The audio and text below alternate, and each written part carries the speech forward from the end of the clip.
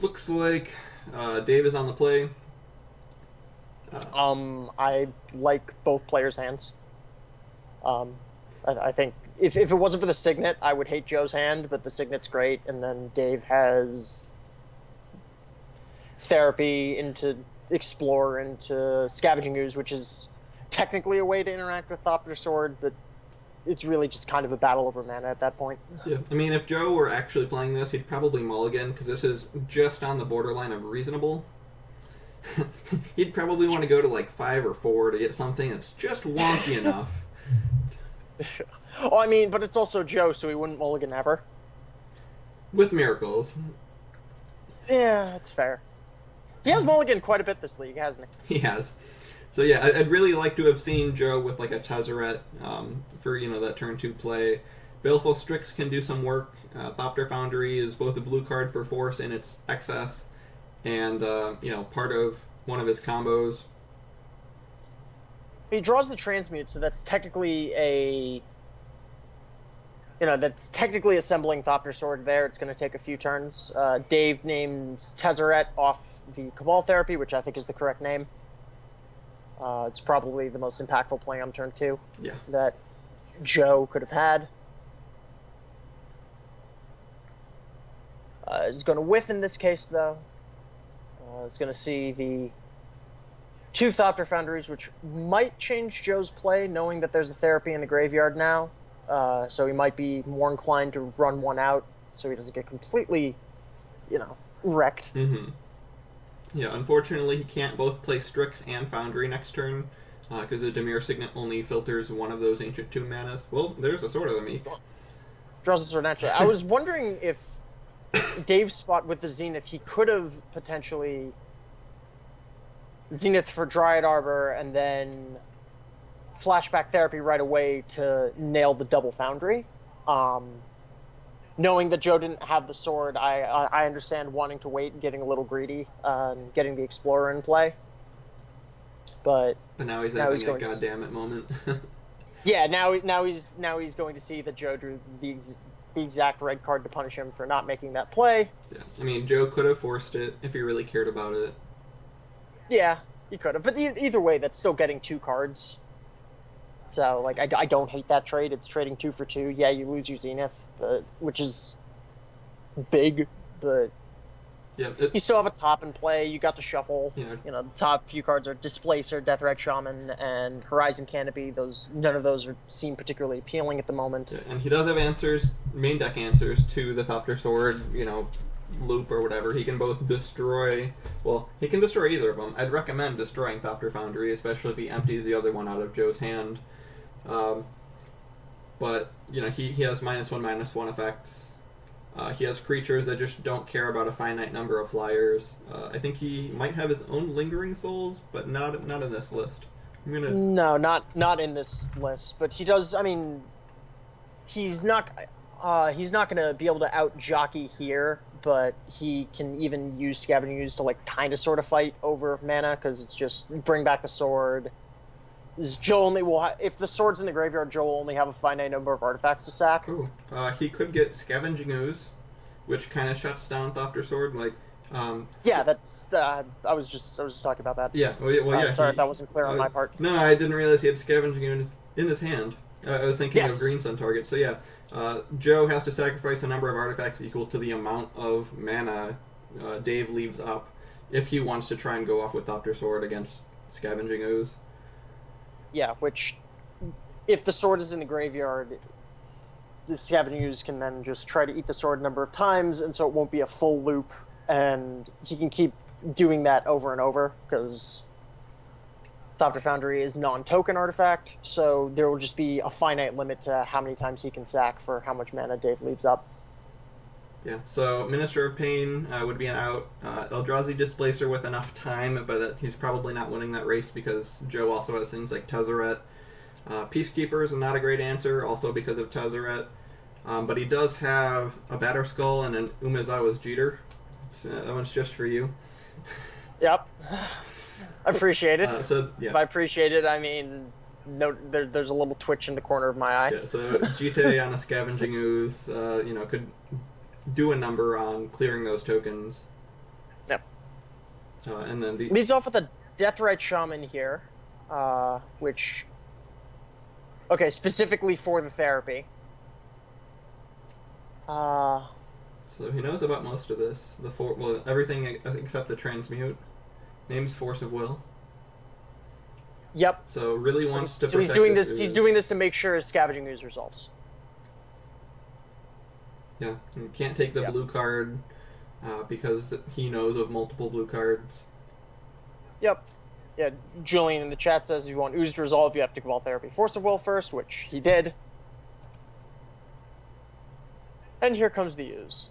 And so Joe would have to, if he wants to go off, create a board presence with these little Thopters that he would generate from the combo, he would have to do it now while he's got the window. But still, making 4 1/1s and 1 2/3 with flying, that's still relevant. That's 6 power in the air. That's a little over 3 turns. Yeah, and because there aren't a lot of creatures in the graveyard right now, there's only Deathrite Shaman. Dave can't actively race that effectively for 6 powers of flyers, and the nice little life cushion that Joe gains too. That's not irrelevant in this spot either. Yeah. If Dave's looking to try to race.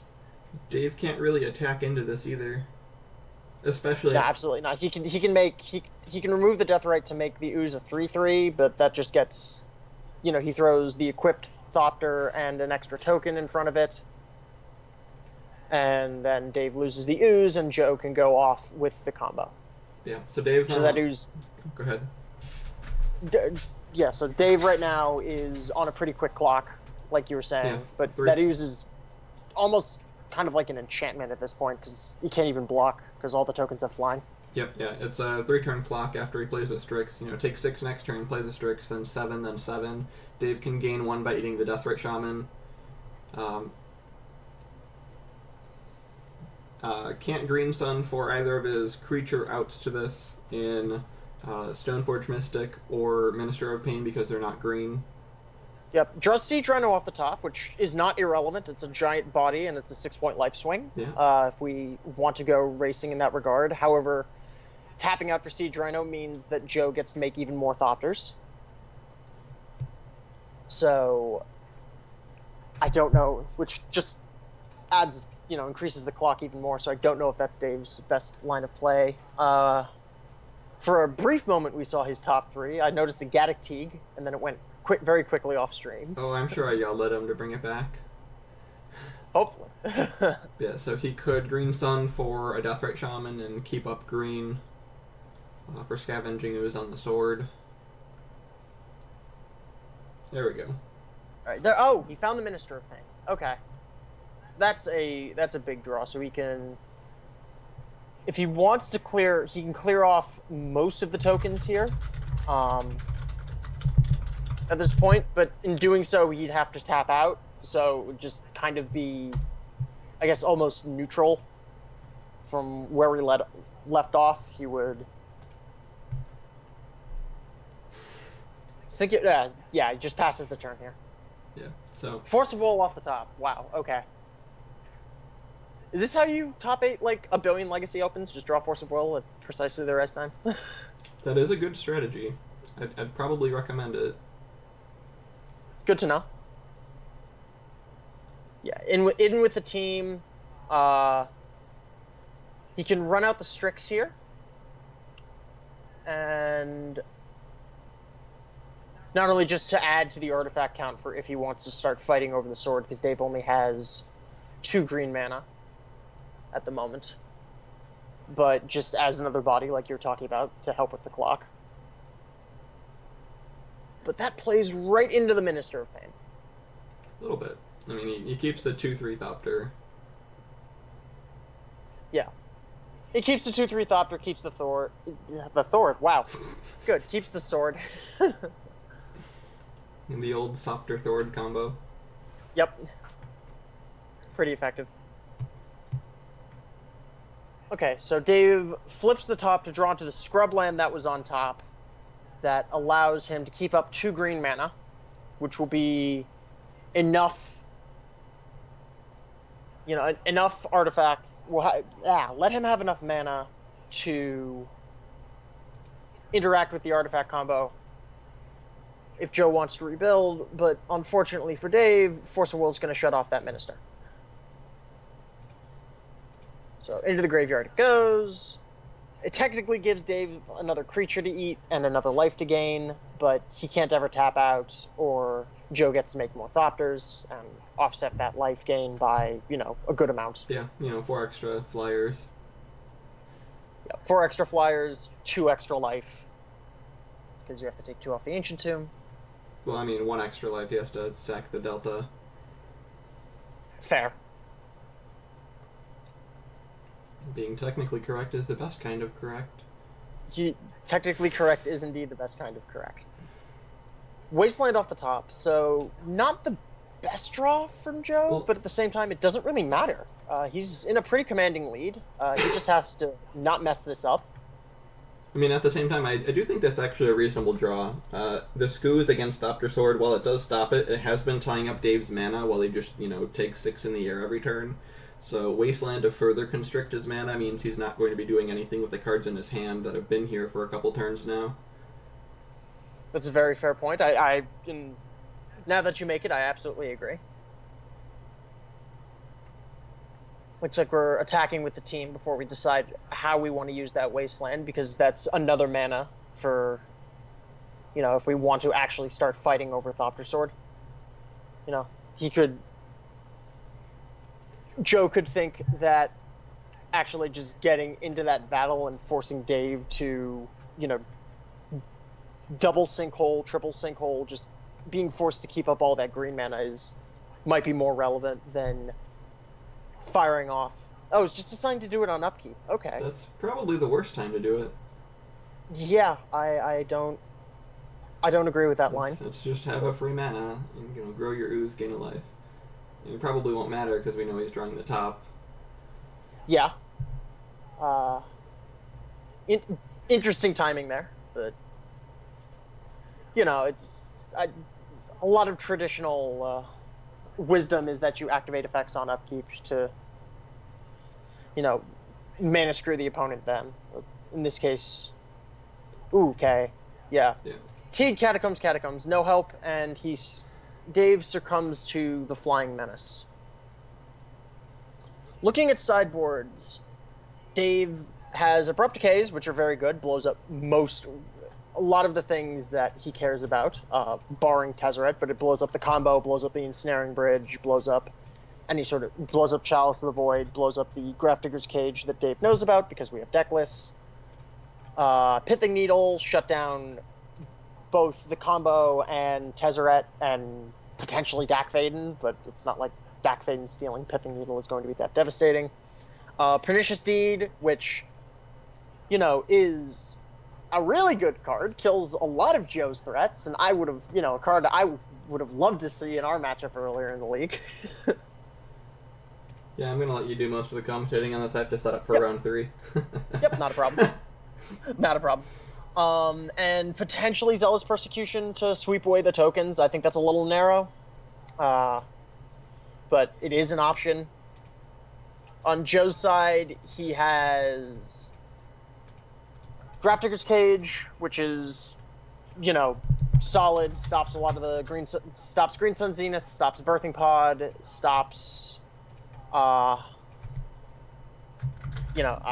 commander card, Marilyn Toth, which I'm probably mispronouncing the name of. I apologize. My commander lore is a bit poor. But you're a judge. Yeah. It's like I break that stereotype. I don't know. He's got the Aether Grids. He's got the Kolaghan's commands, just to try to play board control. Also, for Kolaghan's men, blow up a creature, get rid of the Birthing Pod.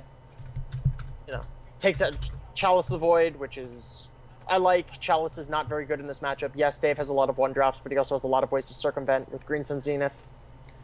Dave also has a Knight of Souls Betrayal, which I do like a little bit more than Zealous Persecution, because that shuts down the Thopter combo just indefinitely, as opposed to just a one-time sweep. Siding out his Birthing Pods. guess deciding that he doesn't want to. He's already going to win the long, grindy game anyways. He doesn't inherently need those. Yeah. And sides out a lot of the, dead or useless creatures. So you mentioned breaking that stereotype, but I saw what deck you brought to this thing, so... You know what?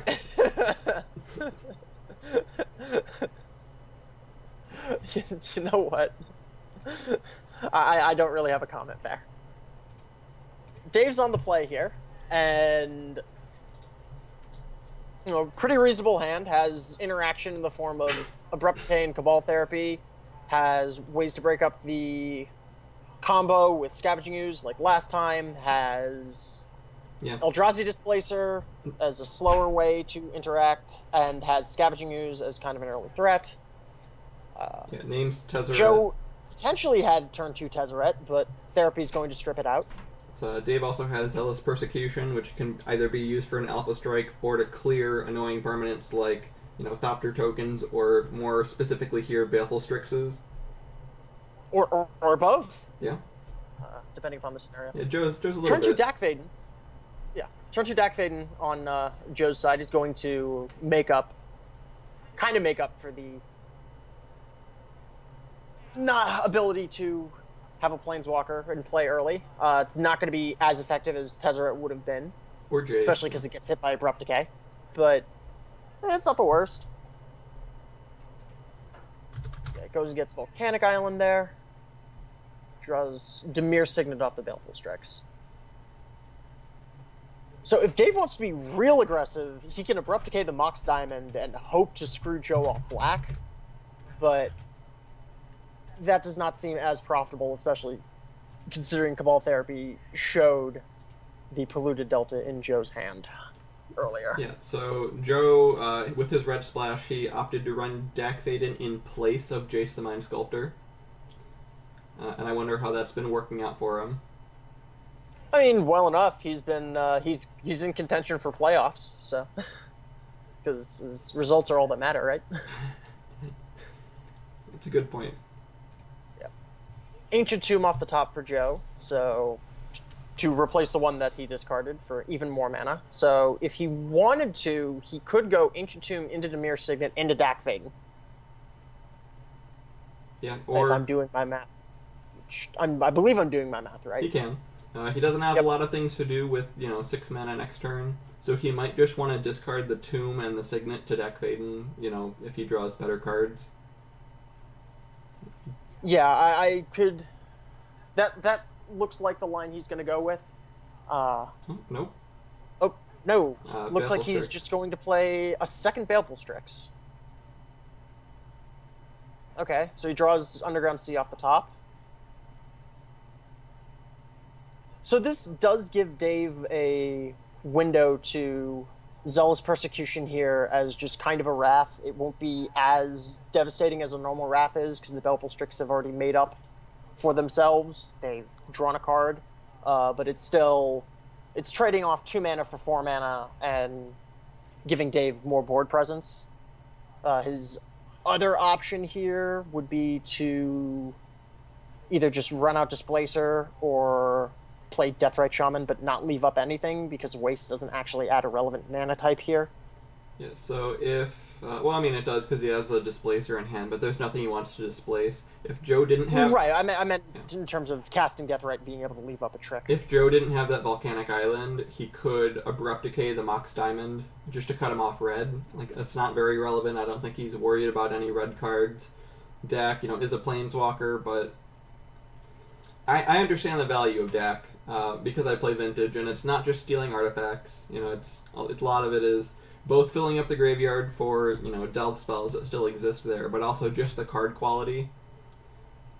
Oh yeah, the +2 when Dak first came out, I was really really high on it. Not only mostly as a Vintage player, in this case not inherently Legacy, but the ability to cast Careful Study or Faithless Looting every turn without actually costing you a card, because Dak Faden stays on the battlefield, is actually just really absurd.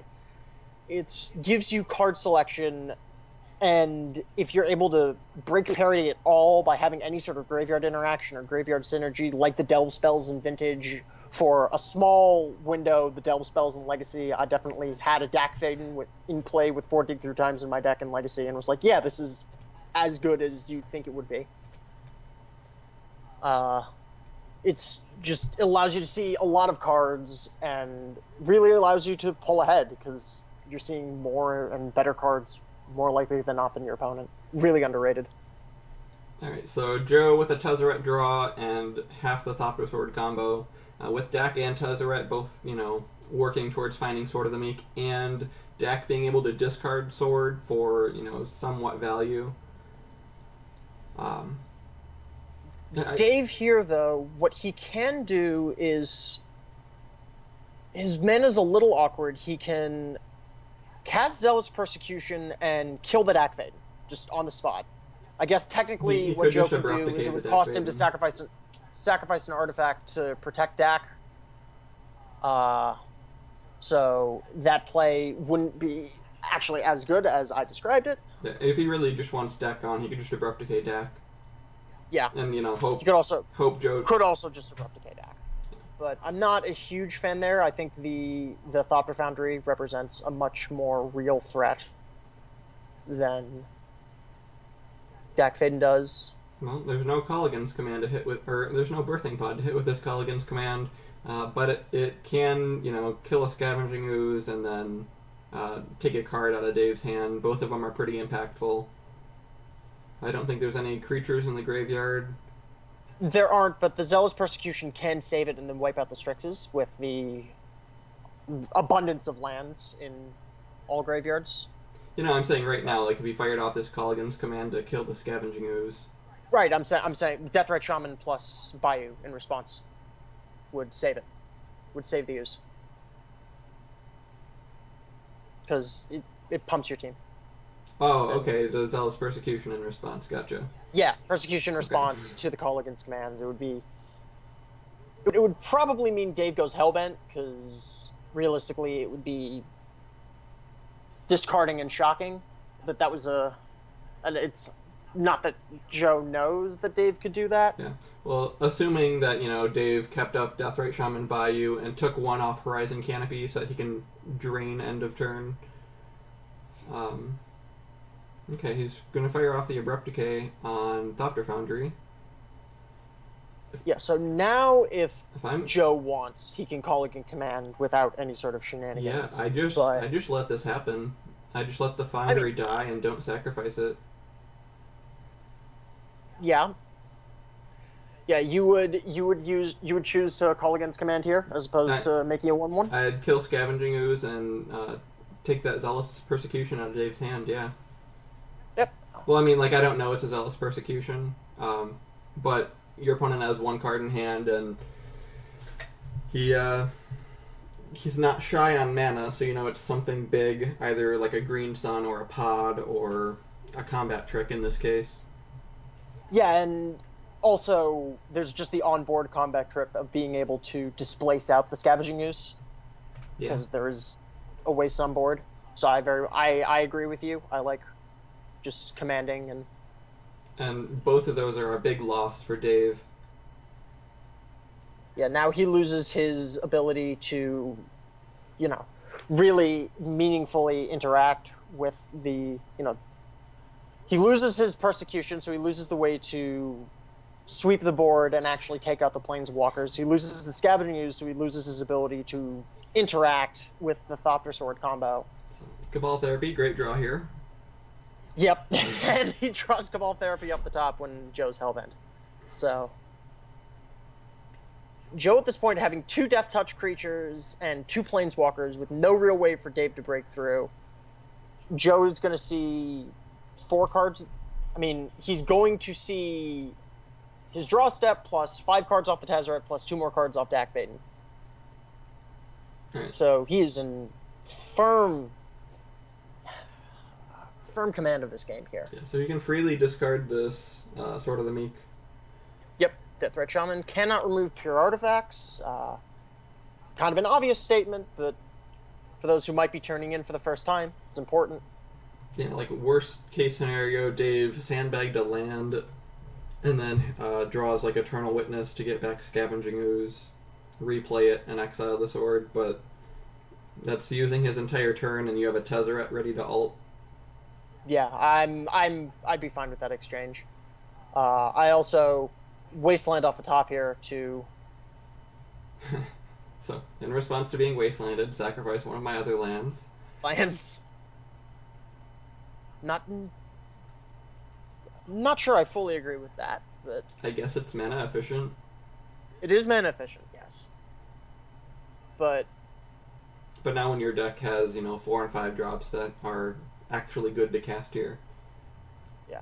Well, for a brief moment, Dave was screwed off black and white.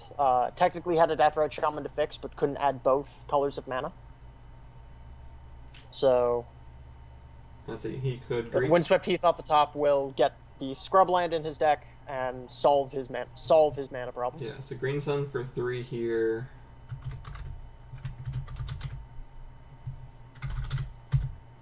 Forgot how to spell his name, because I always just put Dave. He has Eternal Witness, Reclamation Sage, Gaddock T get 2, if he didn't side that out. I believe he sided it out. Yeah. We're gonna... You have an excuse because you were doing producer things. I have an excuse because of reasons. I believe he sided it out, though. Yeah, he has Eternal Witness, he has Gaddock Teeg, he technically has Veteran Explorer and Deathrite Shaman because it's X or less. He has Dryad Arbor. He does have Dryad Arbor, too. But using the Deathrite Shaman to exile a land there rather than keep it up for something indicates he is going for a 3. Yep. So Eternal Witness, getting back Zealous Persecution. Okay. Yeah. So I don't really like this line because Joe can just make one of his Baleful Strixes a 5/5, and that's a 3-turn clock. It kind of forces Dave to displace it. Yeah, I was gonna say he does. If Joe does that, it means that there is no longer the threat of a Tezzerator ult this turn, which at this point would be for 1, 2, 3, 4, would be for 8, potentially more, depending upon what that Dak Faden finds. But it locks Dave into a full turn of essentially doing nothing. He has to blink Baleful Strix, which gives Joe an extra card, and then he's forced to attack Tezzerator, because otherwise he's at 13, take 2 more, go to 11.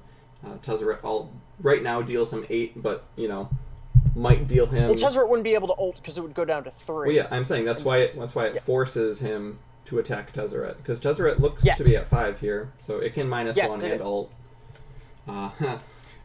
Ral can also ult here. Yeah. little less impactful. Okay, attacking with the Baleful Strixes. Then we are transmuting one of them away to find... Thopter Foundry. Oh, with the sword in the graveyard, okay. So we're setting up for a massive Tezzerator ult. Well, yeah, this Tezzerator ult is just game. Yep. Yeah. Heads up line there. That transmute was a great draw. So it looks like all of this thinking about how Dave would time Zealous Persecution is irrelevant because the game is just over. Yeah. Well, and that'll do it. Joe is still very much live for the elimination rounds. Yes. With his win there. He just has to beat Tim. So that should be an interesting one. Yeah, it's Reanimator, tries to be a little more explosive. One of the reasons I liked it during the I guess it is technically still the Eldrazi era for Legacy, is it loses a little bit hard to Chalice on 1, but also works. Joe's got Chalice on 1 and Force of Will. Yeah, but it can also just be faster than the hate plan of land Chalice on 1, especially if it's on the play. But it'll run things like Abrupt Decay in the sideboard, and well, we'll see how that goes after you play against Julian in essentially a fun match, but a fun match that I'm very much looking forward to watching. I legitimately have no idea how this goes. Like, I know that my deck is really grindy, almost like Shardless-like, and Elves is actually very good at outgrinding a lot of the decks that you think would it's decks show up that they say they're grindy, and Elves shows up and goes, "Oh, you think you're grindy? Let me show you actually how to grind." But I've got Pernicious Deed. That's true. So, Yeah, Pernicious Deed, definitely your best card. It's your version of Terminus here.